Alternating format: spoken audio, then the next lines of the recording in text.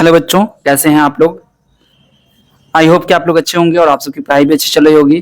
तो अभी हम लोग करने वाले हैं क्लास 10th के मैथ्स पेपर का सैंपल पेपर का जो क्वेश्चन है 33 नंबर क्वेश्चन उसको करेंगे। ठीक है, ये अभी जो हम सैंपल पेपर कर रहे हैं ये है मैथमेटिक्स स्टैंडर्ड यानी कि स्टैंडर्ड मैथ का है और ये सेक्शन डी का क्वेश्चन है। ठीक है, और आपको जैसा पता होगा कि हम लोग section A, section B, section C का क्वेश्चन कर चुके हैं। अब सेक्शन डी का हम लोग क्वेश्चन कर रहे हैं। ठीक है, क्वेश्चन नंबर 33 जो है आपका क्या कहता है, prove that the length of tangent drawn from an external point to a circle are equal. देखो क्वेश्चन ये कह रहा है कि आपको प्रूफ करना है कि एक सर्कल पर बाहर से यानी कि बाहरी बिंदु से बाह्य बिंदु से कोई एक टेंजेंट यानी कि लेंथ ऑफ टेंजेंट से मतलब कोई टेंजेंट खींचा जा रहा है। ठीक है, एक पॉइंट से सर्कल पर जब हम टेंजेंट ड्रॉ करते हैं तो दो ही टेंजेंट हम ड्रॉ कर सकते हैं।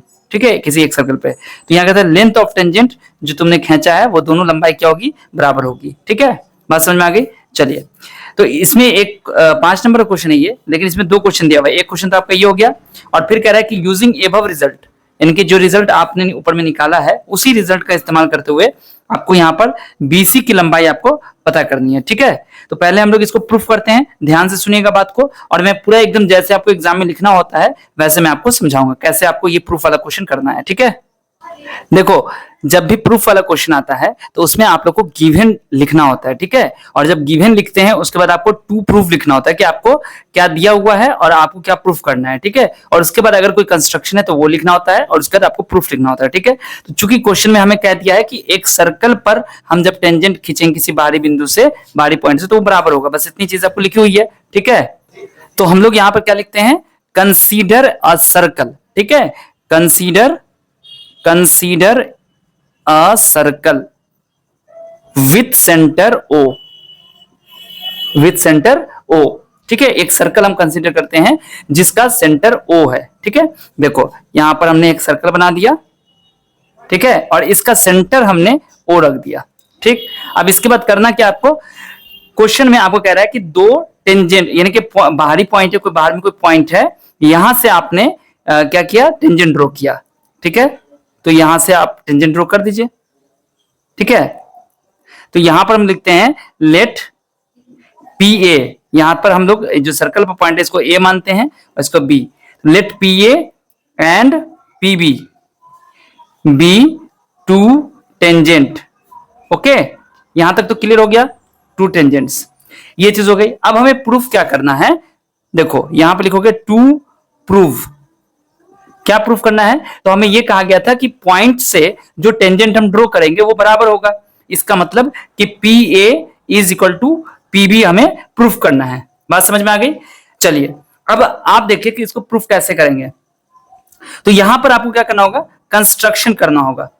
ठीक है, रचना करना है। ठीक है, क्या कंस्ट्रक्शन करेंगे, तो हम लोग यहां पर लिखते हैं ड्रॉ रेडियाई, हम लोग रेडियस ड्रॉ करेंगे। ठीक है, कौन सा radius, O A and O B. ठीक है, ये आपको रेडियस ड्रॉ कर लेना है। ठीक है, ये आपका सेंटर हो गया और यहां से हमने दो रेडियस इस पर इनके रेडियस हमने ड्रॉ कर लिया है। और एक चीज करना है कि यहां पर लिखेंगे ज्वाइन ओ पी। ठीक है, या फिर ओ एंड पी लिख सकते हैं, ज्वाइन ओ एंड पी लिख सकते हैं या ज्वाइन ओ पी, या फिर यहां पर लिख लीजिए ज्वाइन ओ एंड पी।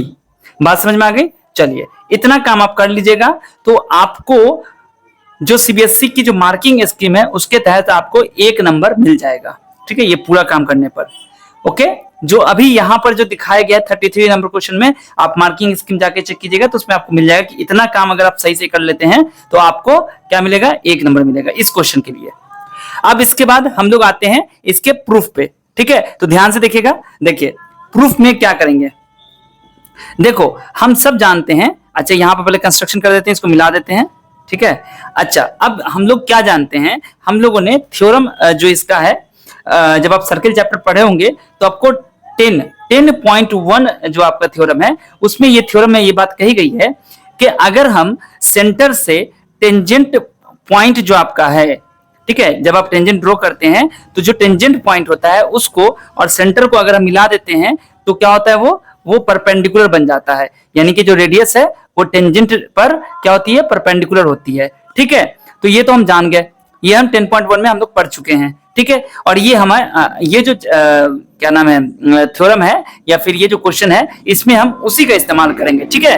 क्या लिखेंगे, यहां पर लिखेंगे कि एज वी नो ट्रायंगल, या पहले हम लिख देंगे O A perpendicular to P A, okay, and O B perpendicular to B P B.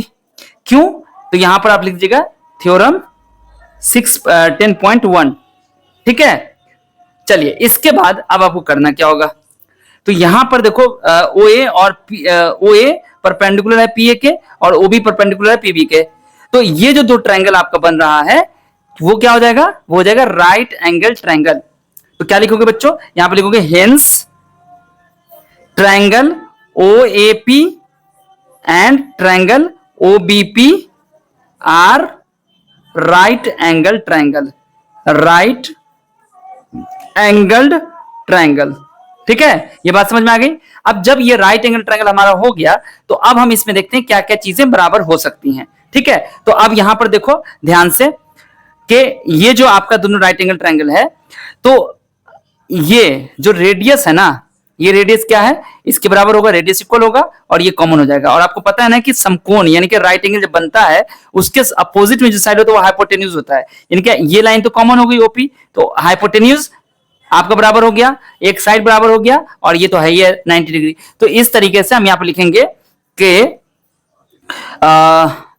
क्या हो जाएगा हमारा, देखो एंगल ओ ए पी, ठीक है, angle O A P is equal to angle O B P, ये तो हमारा 90 डिग्री है ही है, ठीक है।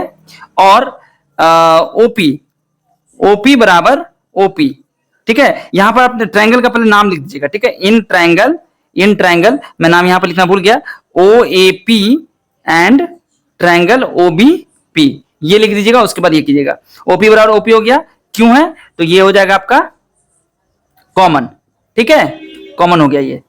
इसके बाद ओ बी सॉरी ओ ए, क्या लिखिएगा, ओ ए बराबर ओ बी, यहां पर लिख दीजिए रेडियाई, ठीक है, दोनों रेडियस है तो रेडियस तो बराबर होता है।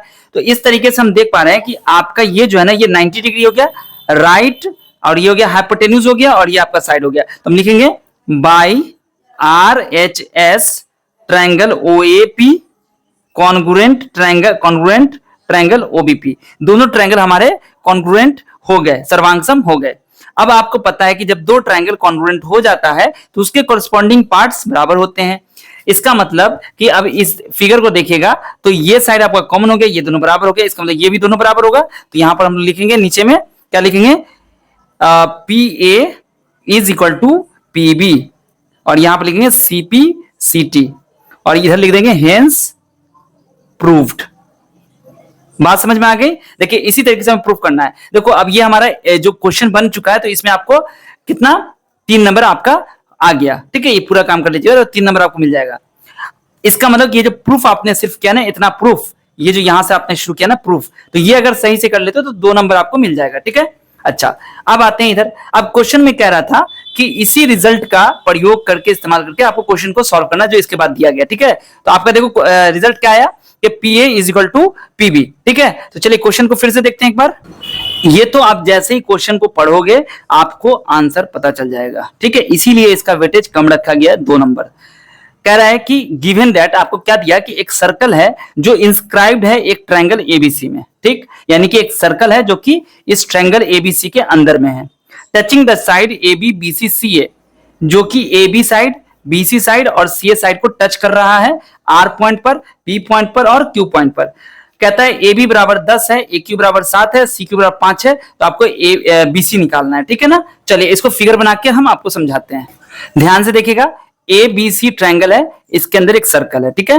और आपसे क्वेश्चन में कहता है कि सर्कल के अंदर, सॉरी ट्रायंगल का जो ट्रायंगल के अंदर जो सर्कल बना हुआ है, तो ये आर पे ट्रायंगल को टच करता है और पी पे और क्यू पे। अब इसमें कहता है कि देखो जो ए बी की लंबाई है वो 10 सेंटीमीटर है, यानी कि ए बी, ए से बी की दूरी जो है, देखो ये है ना, यहां से लेके यहां तक की दूरी पूरी कितनी है, 10 सेंटीमीटर है, ठीक। और कहता है ए क्यू 7 सेंटीमीटर है। ए क्यू मतलब ये जो आपका ये 7 सेंटीमीटर है क्यू तक, ठीक है। और कह रहा है सी क्यू 5 सेंटीमीटर है, यानी कि सी क्यू जो है ये 5 सेंटीमीटर है। बात समझ में आ गई। और आपको निकालना है बीसी की लंबाई, इसकी लंबाई निकालना है, ठीक है। यानी कि एक तरीके से ये देख लीजिए कि ए भी पता है, एसी पता है, और बीसी निकालना है। देखो ध्यान से, ए क्यू बराबर होगा ए आर के, है ना।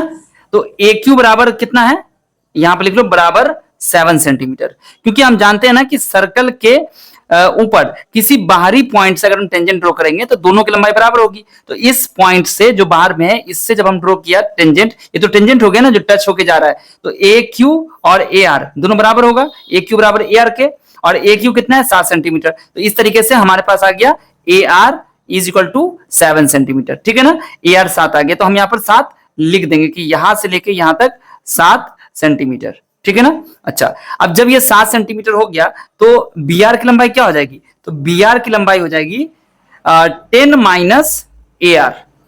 10 पूरा हो गया, इसमें से हम क्या करेंगे ए आर को घटा देंगे, तो 10 माइनस 7 यानी कि 3 सेंटीमीटर। तो ये यहां से यहां कितना हो गया, 3 सेंटीमीटर हो गया, ठीक है ना।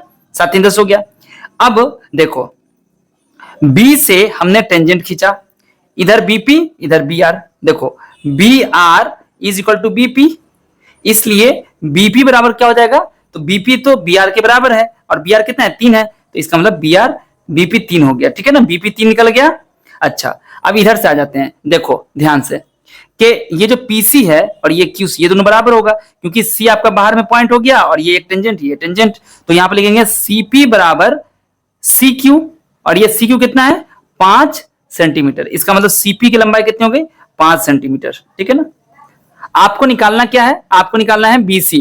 क्या निकालना है, बीसी। और बीसी बराबर क्या है, बीपी प्लस सीपी। तो बीपी हो गया 3 सेंटीमीटर और सीपी हो गया 5 सेंटीमीटर, मतलब कितना हो गया 8 सेंटीमीटर। ये आपका आंसर हो गया, ठीक है। आई होप कि आपको अच्छे समझ में आ गया होगा। तो बच्चों 33वां क्वेश्चन मैंने समझा दिया है। अब ये 34वां क्वेश्चन हम लोग अगली वीडियो में करेंगे, ठीक है। आप लोग इस वीडियो को अगर थोड़ा सा भी कहीं पे डाउट आपको रह गया है तो आप एक बार फिर से रिवाइज करके देख लीजिए, आपको अच्छे तरीके से समझ में आ जाएगा, ठीक है। और इस तरीके के क्वेश्चन को आप जहां पर भी मिलेगा आप उसको अच्छे से बना सकते हैं, ठीक है। अगली वीडियो में हम लोग करेंगे 34वें क्वेश्चन को, 34 नंबर क्वेश्चन को, ठीक है। इस वीडियो को आप लाइक कर दीजिए, अपने दोस्तों के साथ शेयर कर दीजिए, और चैनल को सब्सक्राइब नहीं किया चैनल को सब्सक्राइब कर लीजिएगा। मिलता हूं फिर आपसे अगली वीडियो में, तब तक आप सब अपना ध्यान रखिए। वीडियो देखने के लिए आप सभी बच्चों का बहुत बहुत शुक्रिया।